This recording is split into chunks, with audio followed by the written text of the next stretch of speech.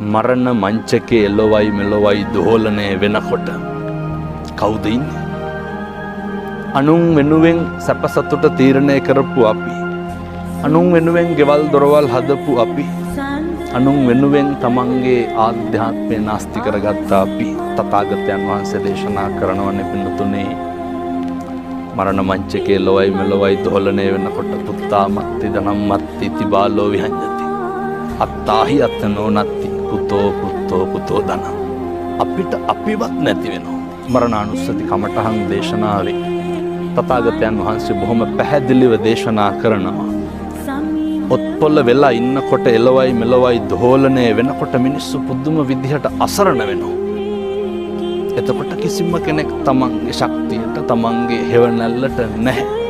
ඒක තේරුම් ගන්නට තමයි උන්වහන්සේ මරණානුස්සතිය දේශනා කරේ ජීවත් වෙලා ඉන්න කාලය තුල. මිනිස්සුන්ට පුළුවන් නම් මේ කාරණේ ජීවත් වෙලා ඉන්නකොට තේරුම් ගන්න. මිනිස්සු අතින් සිද්ධ වෙන අකුසල් ප්‍රමාණය ස්වල්පයයි. මේ කාරණය දැකපු මනුෂ්‍ය ආත්ම භාවයේ දුර්ලභකම දැකපු ශ්‍රීනාශ්‍රවයන් වහන්සේලා, මහරහතන් වහන්සේලා, බෝධිසත්වයෝ, බුදුවරු මේක කොච්චර අපූර්වට පරිස්සම් කරාද?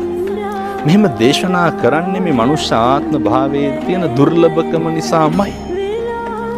එක වචනකින්වත් සංසාරයේ දිග්ගස්ස ගන්න හොඳ